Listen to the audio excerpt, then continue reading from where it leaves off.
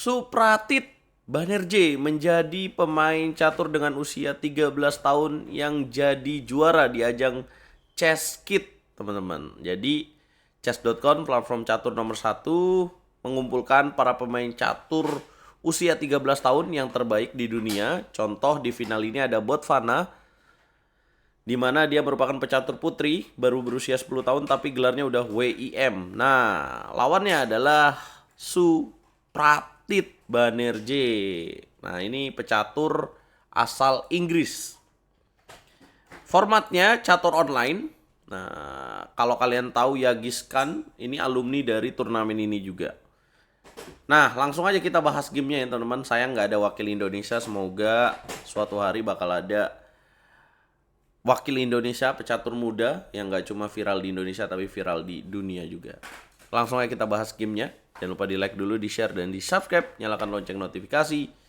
Botswana memulai dengan langkah E4, kemudian dijawab dengan langkah G6, kemudian D4, bisop ke petak G7. Mereka main catur formatnya sama kayak Champion Chess Tour yang 4 kali guys. Dan Supratit menang dengan skor 3,5, 1,5. Bisop G7, kuda ke petak F3, D6. Ini adalah modern defense. Putih kuda C3, hitam kuda F6, putih bisop E3, hitam A6. Putih queen ke petak D2, hitam B5. Mau ganggu kuda, dapetin pion E4. Putih langsung jaga bisop D3. Hitam melanjutkan dengan mengamankan raja. Putih A3 menjaga B4. Hitam bisop B7 menekan pion E4. Dan putih melanjutkan dengan jalan rokade. Nah, ini agak membingungkan ya, karena setup dari Botswana sebenarnya udah setup diagonal queen D2, bisop E3, biasanya bisop ke petak H6. Nah, biasanya kalau udah setup begini, lanjutinnya dengan rokade panjang. Tapi mungkin Botswana juga bingung, soalnya di sini bukan F3 tapi kuda. Nah, makanya langkah mengamankan raja ini dianggap langkah yang kurang bagus. Lebih bagus di sini H4 dengan tujuan menyerang sayap raja. Apabila H5 dijalankan, maka dia bisa E5 dan gajah taruh di petak H6.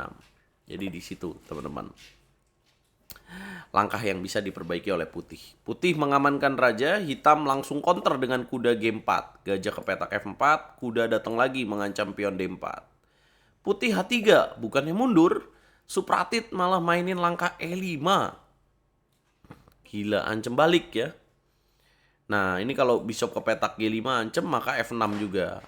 Nah, jadi Supratit di sini sebagai pemain hitam nggak takut kalau misalkan kudanya dimakan, dia makan lagi gajah. Nah, sebenarnya ini pertukaran yang menguntungkan buat hitam. Jadi pinter nih anak ini ya. Kemudian putih makan kuda, kemudian dimakan lagi, dan putih D5 karena mau ngambil pion ini ya.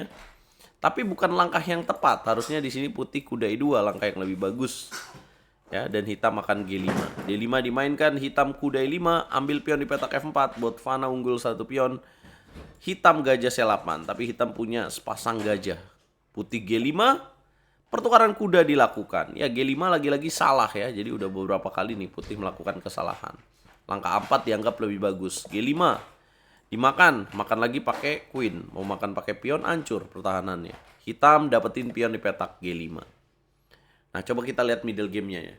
Enak mana teman-teman secara posisi? Enak hitam ya, karena gajahnya hidup semua nih. Nah, sementara perwira putih pasif. Gajahnya ini kayak pion ya. Putih benteng A ke petak B1, kemudian hitam gajah D4. Benteng A B1 sepertinya untuk jaga pion ini sehingga kudanya bisa jalan.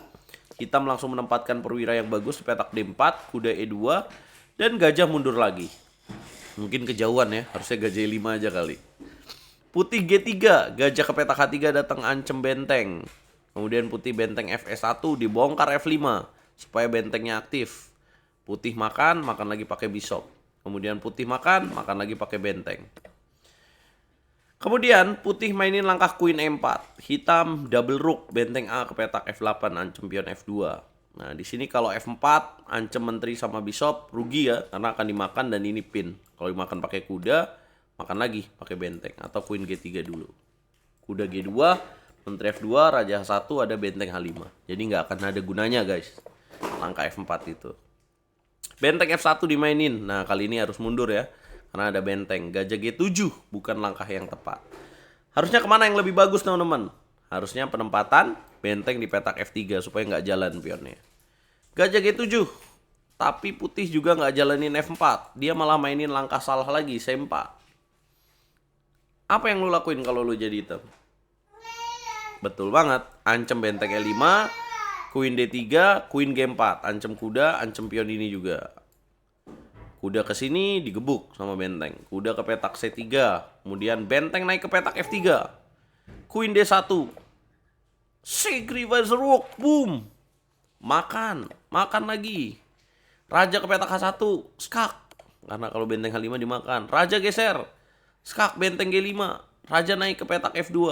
Benteng ke petak G2. Raja ke petak E1. Dan boom, menteri G3 harus ditutup. Skakmat. 34 langkah yang sangat memukau dan sangat dinamis dari seorang Supratit Banerjee. Buat kalian yang belum tahu, beberapa tahun ke depan, mungkin 5 tahun, 10 tahun lagi, Supratit Banerjee ini bisa jadi pemain top dunia ya, karena usianya dia lahir 23 Februari 2014, baru aja berulang tahun, jadi juara juga. Nah, dia sekarang memiliki gelar FIDE Master dan sudah mengantongi 1 norma International Master di British Champion. Dia mengalahkan 2 Grandmaster. Per Februari 2026 ini, ia memiliki rating catur klasik 2322.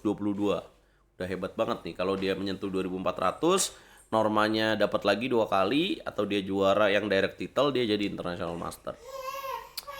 Nah, dia juga meraih medali perunggu di World Cadet Chess Championship di Mesir tahun 2023 yang membawanya mendapatkan gelar kandidat master. Sebelumnya dia merupakan pecatur dari Skotlandia tapi pindah ke Inggris tahun 2024. Kalau kalian mau nantang si Supratit ini, nama akun chess.com-nya adalah Mike T. Smasher, teman-teman. Nah, apa komentar kalian, teman-teman? Seperti yang saya mention di awal ya, semoga catur muda Indonesia tidak hanya jago di Indonesia aja, tapi bisa masuk di FIDE rating juga, teman-teman. Jadi bisa tercantum lah di FIDE, karena tolak ukur catur top dunia itu dihitung dari FIDE ratednya, teman-teman, bukan juara di Indonesia. Ya, jadi kalau di luar negeri umur 10 tahun bisa Women International Master karena mereka ada FIDE rated yang sudah FIDE ratednya tuh udah terkelola dengan baik dan sering ada turnamen FIDE rated. Semoga di Indonesia semakin banyak juga ya. Dan dukung terus RL Chess untuk memberikan impact untuk catur Indonesia. RL Chess terus mengadakan Liga Catur Junior bekerja sama dengan Jakarta Muda Chess Club dan Percasi Jakarta. Supaya bisa apa? Supaya bisa muncul bakat-bakat luar biasa kayak gini, guys. Kita ketemu di video berikutnya. Kalau kalian mau kerja sama dengan Airchess, silakan kontak di detail, guys. Keren ya? Gokil.